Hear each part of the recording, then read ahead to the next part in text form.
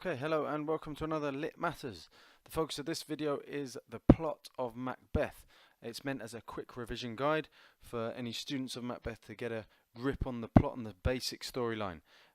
Quotation analysis, themes, context is for another video, and there are others on this playlist or on this channel that can take you through them in some more detail. This is purely to give you more confidence with what happened when. Who said what and who did what to whom at which point in the play. There's plenty of information on all of the slides, and there's some good quotations as well. I won't analyze them in detail. You can stop and pause if that's useful for you and study them yourself. Analysis for another video. This one just the plot and what happened when.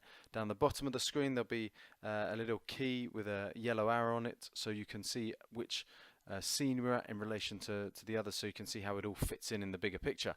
And okay, the key players, there they are. By and large, I've tried to use the pictures from the most recent film with Michael Fassbender as Macbeth, which is quite good, and so you can hopefully improve your understanding of the key players in the plot. Right, let's make a start.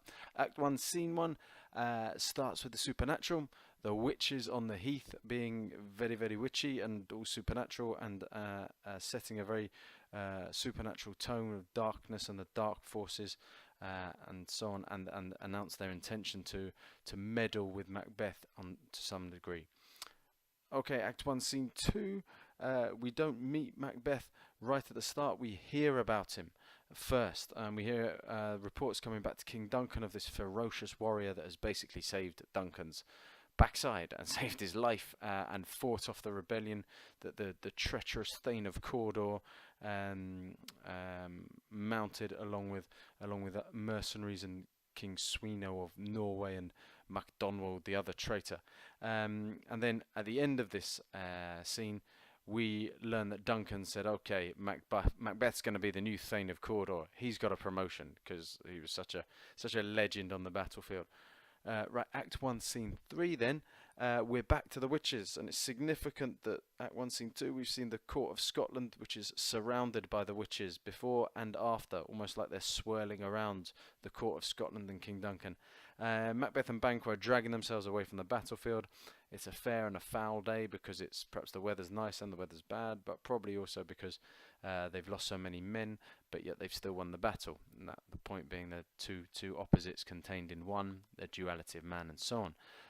Here is where they meet the witches. The witches come up and give them prophecies of you're going to be Thane of Cawdor, you're going to be king, and Banquo is not really fussed. Macbeth is pretty entranced with them all and pretty amazed. The witches disappear, on they go, and then Ross and Angus turn up and say to Macbeth, hey, you're the new Thane of Cawdor. And then Macbeth's going, whoa, okay, maybe this means the witches speak truth. Maybe I've got to kill the king. Okay, on to Act 1, Scene 4. King Duncan is told that the Thane of Cawdor has been executed, and then he sees Macbeth, he meets Macbeth, and he's really, really happy with him. He's, oh, what a man, I owe you my life, etc. But then crucially announces that Duncan is going to be his heir. Sorry, Malcolm is going to be the next in line to the throne. And so Macbeth says, well, what's going on here? If the witches speak truth, then he's a step I must fall down on, or else I've got to leap over him, in rather sinister tones. And then his mind immediately takes a turn towards the dark side, where he starts wishing the fires of the stars not to exist so they can't see his evil deeds, and he starts imploring nature to be unnatural. And you have a sense that's not really going to end well. Act 1, Scene 5, Lady Macbeth receives news from Macbeth of his meeting with the witches. She's reading his letter. She gets pretty happy about it. She gets pretty excited. She thinks, okay, this is our chance. We're gonna be great. She confesses in her soliloquy she doubts Macbeth's kind of nastiness. He doesn't have a nasty streak.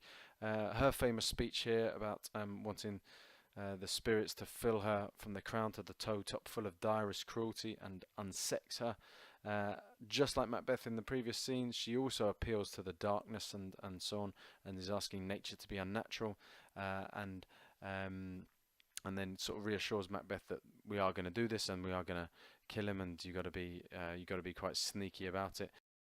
She tells him to look all innocent, but actually be quite sneaky and follow her lead. Okay, on to Act 1, Scene 6. Duncan meets Lady Macbeth, and Macbeth, he arrives at the castle, and he looks like a bit of an idiot because he turns up and says, "Oh, this is all fine and lovely and nice." Given what we've just seen of Lady Macbeth and her plans, makes him look like not a particularly impressive king. Onto the final scene then in Act 1.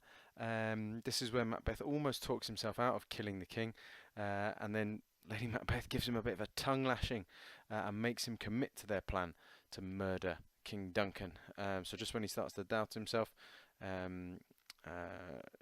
her force of character, her force of personality gets the better of him. Right, and so Act 2, Scene 1.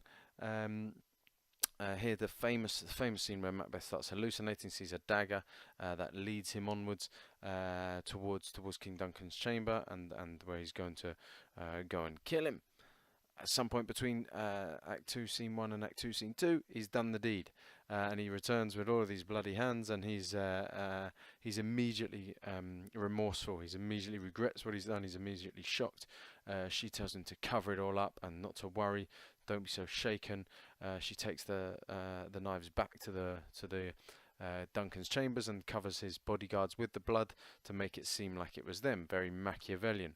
There's this knocking that happens, and Macbeth gets very worried. Lady Macbeth just says, "Wash your hands, we'll be fine." Okay, Act 2, Scene 3. Macduff arrives and wakes everyone up, finds the horrors that have happened. Lady Macbeth and Macbeth turn up and say, "Oh, we've just woken up. What's all this going on?" Macduff does a lot of shouting and screaming, and Lady Macbeth does a beautiful bit of fainting, just as the pressure's getting too much. Just after Macbeth has admitted he's killed the bodyguards because he was so angry with them because they killed King Duncan. So before there can be too much scrutiny of why did you do that, that's a bit weird, isn't it? She faints and manages to sort of ease the pressure on him.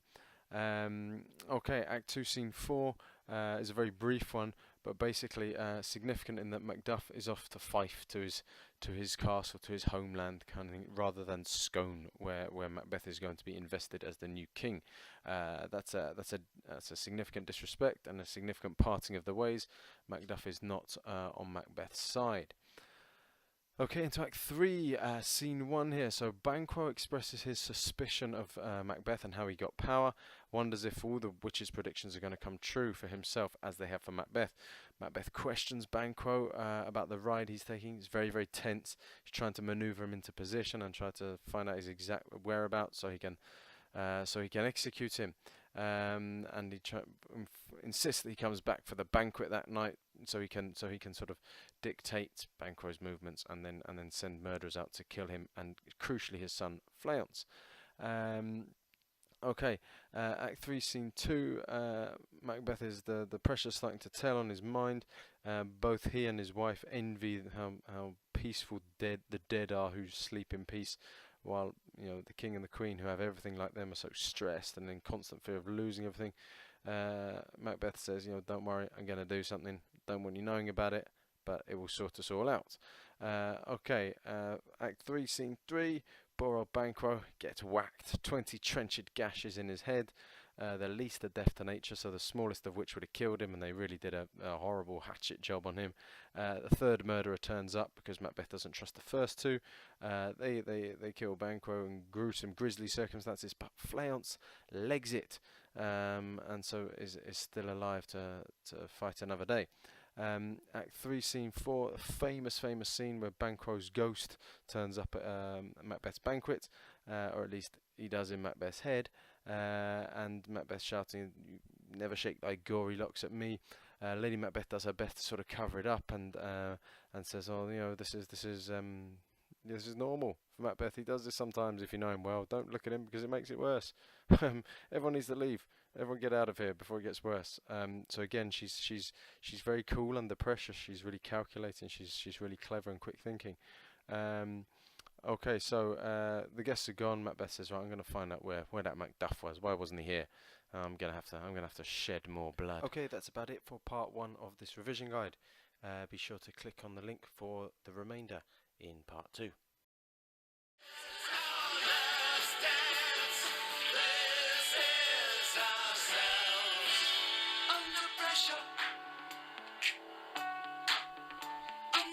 pressure.